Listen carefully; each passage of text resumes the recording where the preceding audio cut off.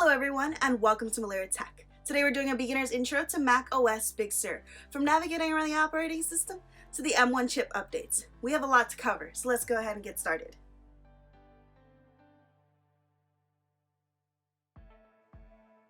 To begin, we're gonna go to the corner and click on the Apple symbol and then About This Mac. And this is going to show your current operating system, which is macOS Big Sur, and the version is 11.2. It's also going to show your device information, such as the generation and any configurations that you may have. I have the regular 8 GB RAM, and it's also going to show the serial number. Here is where you can also find the information regarding your displays and the storage on your Mac. The support tab is there. If you have any problems, you just contact them. And the service tab is in regards to whether or not you have AppleCare and then the options for it. Okay, closing that out. This icon here is Finder, and this is where you're going to find all of your files and documents as well as your downloads.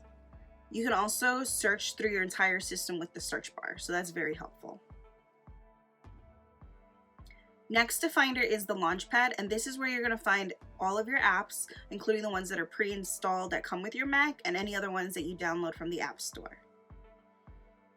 And then this line of apps here is your dock, and that's where you're going to find the shortcuts to the apps that you use regularly. You can move the apps around and change it to how you like, and there's more options for it in the System Preferences under Dock and Menu Bar.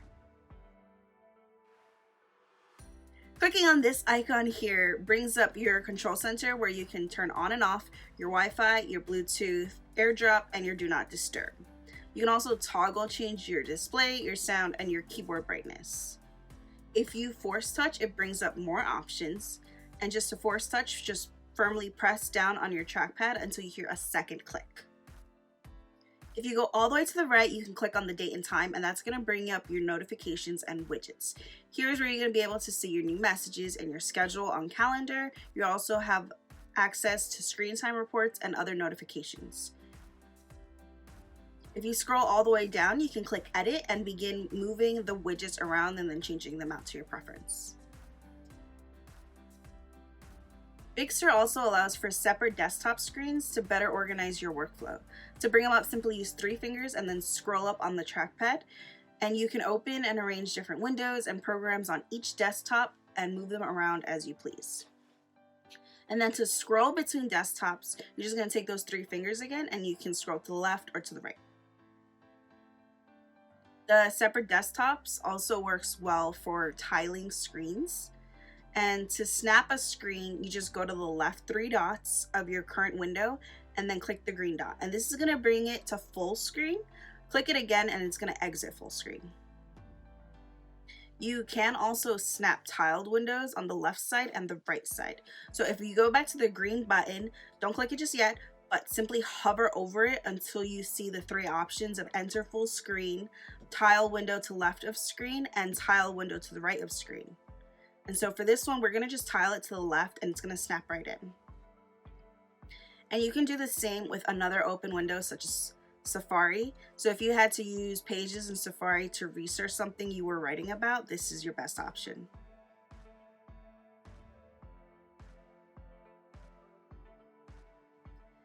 With technology advancing every day, there are going to be updates to your Mac as well as other apps. So to update macOS Big Sur, you go to the dock and then click System Preferences, and then software updates might show a red notification icon. This is just going to let you know that something's available for an update.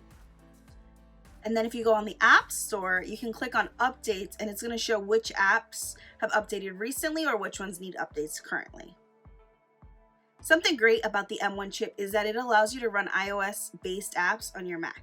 So recently, I've really been enjoying playing Among Us and Sneaky Sasquatch with the Apple Arcade, especially because I can just grab one of my Apple devices and pick up where I left off.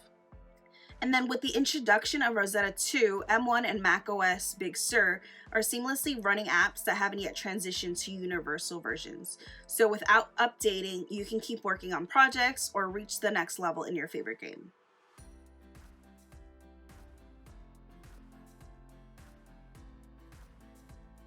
Apple has its own suite of Office applications called iWorks with Pages, Numbers, and Keynote.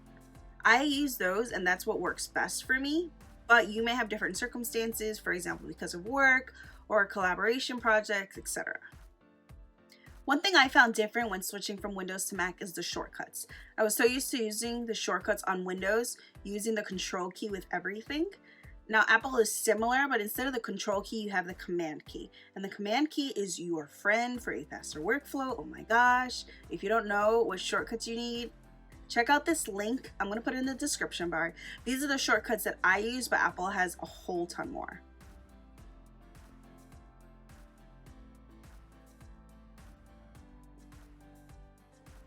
Something else I personally enjoy with Apple, and much more now with this MacBook, is the continuity or handoff. Apple's continuity is being able to begin an email on your phone and then finish it on your iPad, or writing a full script on your Mac and then reading it from your iPad. There are so many features and possibilities, and I will just leave Apple's link down below for more information on how you can expand your workflow with continuity.